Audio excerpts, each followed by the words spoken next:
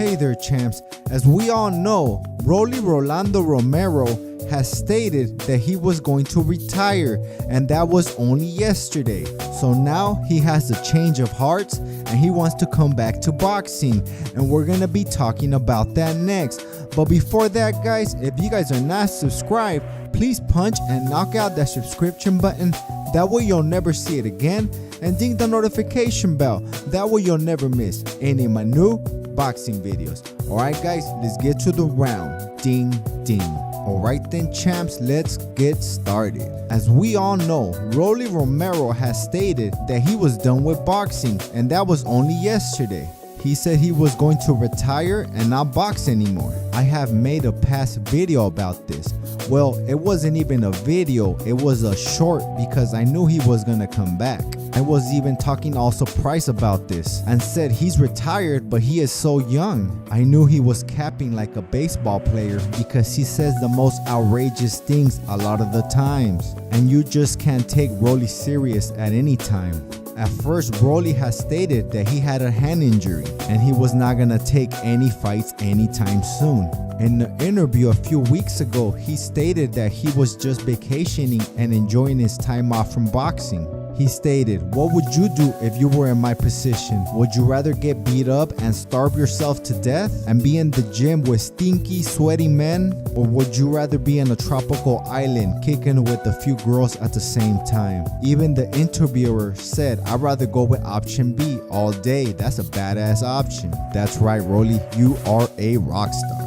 Also, Rollie in a different interview said that Ryan Garcia doesn't deserve to share the ring with him. I really don't believe that. I don't think Rollie is as good as he says he is. But he can punch hard and he can sell a fight. And every time he talks in an interview, he is very entertaining. I gotta give him that. But I personally believe that Rollie doesn't beat any top level fighter. The only thing that makes Rollie dangerous is his hard punches and his awkward style. Very awkward style. You can say Rollie's style is very unique. I have never seen that style ever. I wouldn't put Rollie with any top level fighter. I believe that would ruin his career. But I have really watched Rollie's style and I know exactly how to beat Rollie. The only way to beat Rollie is to hit him with a lucky punch, but it has to be lucky. Because if you notice in the post-fight interviews, he says every time he goes down is only with lucky punches. You guys remember that sparring session with Jahan Ingram? Someone released that video with Rollie going down and Jahan Ingram's trainer jumping up and down, being glad they just dropped Rollie. Well, that was a lucky punch as well. Ryan Garcia tried to make a fight with Rollie for the belt, and I believe Rollie stated that he was injured. And then later on, Rollie stated that he wasn't gonna box anymore and that he had retired from boxing. Well, I knew that was all cap because yesterday Rollie posted this. And enough time from boxing already, and it's time to make the biggest fight in 2024 happen. Let's give the fans what they want. They've been begging for this fight for years. Rollie Romero versus Ryan Garcia. He also puts Rollie only goes after big fights, and this is what he messaged to Ryan Garcia. And Ryan Garcia answers back and says, "I'm sorry Rollies, but your team and you work way too slow and you were way too indecisive. I didn't know if you wanted to vacation or wanted to box, so I moved on." He also states, "Me and Devin Haney are already negotiating and respect that. I am not entertaining anything, but thank you."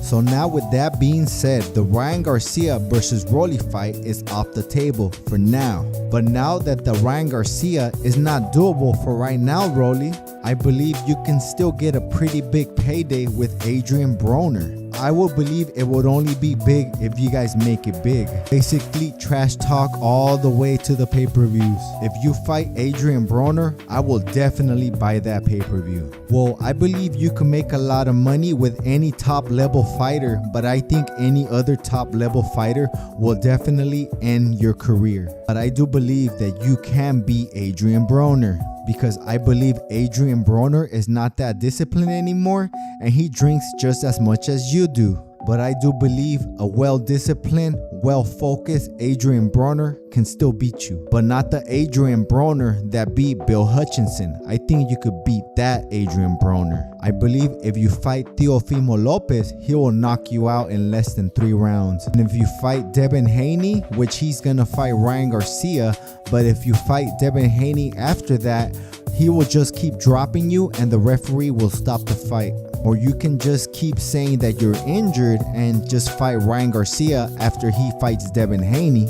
Scratch that. I would say fight the loser of Ryan Garcia and Devin Haney. Makes more sense. But even then, I believe either one of those guys will beat you pretty easily. And I say all of this with the most respect, Rollie, because I am truly a fan. Or maybe after you completely heal, you can take an UFC fight. That way you can take another big payday before you take a loss in boxing again. I believe you said that you did judo, so you're already halfway there and you're already in a contact sport as well. I believe you can make a big fight in the UFC while you're waiting around for the biggest payday you can in boxing. Because if you sold in boxing, I believe you could sell in the UFC as well. You can sell a fight, dude. Fight Conor McGregor. I can already see the trash talk. Or Logan Paul. That would be a good one too. Because I did see your Twitter and Instagram, you stating that you were already broke. You said that you wasted all your money in craps and gambling, and maybe those long vacations you were talking about. You stated that you were selling autographed boxing gloves for $150. I'm getting one, bro. I got you. I'm pretty sure vacationing is very expensive, especially if you're paying the way for 2 or 3 girls. And I believe you said there were very long vacations. Well, you know, it depends where you went too. If you look at Las Vegas drink prices at the club, those prices are ridiculously high. And I can just imagine tropical islands. Girls don't want a beer, they want mixed drinks. But if you are serious about the UFC fight, I think Conor McGregor and you can sell the fight well. I believe that will be a very big payday for both of you guys. Either that or go up to 147 and challenge Errol Spence. But I do believe Errol Spence was rib injured and he wasn't able to train months before the Terence Crawford fight. So you won't get the guy that fought Terence Crawford. You'll get 100% healthy Errol Spence. I believe Errol Spence would ruin your career as well. Plus, you already got dropped by Barroso at 140. Imagine 7 pounds more to fight an elite fighter. And I truly don't believe your power will translate to 147. Unless you do it like Tank Davis, fight Errol Spence at a catch weight, and not just that, put a rehydration clause and a weight stipulation on him, and maybe you won't get knocked out. I apologize to Tank Davis. I believe it was Abdul something, right? I truly don't know what to call Tank Davis because he threatened to slap Showbiz the adult. I don't want to get threatened to get slapped by him either. I'm pretty sure he'll knock me out. Tank knocks out professionals and I'm not a professional, even though I am very fit and I still train, and I'm no way near in the level of Tank. The only way I'll fight somebody like Tank if you try to do something to my mom. I don't care if you're Tank then. But what do you guys think about Rollie? Should he come back to boxing or stay retired, guys? Comment below and I'll write to everyone back. But that's it for me, guys. I gotta roll. Let's go, champ!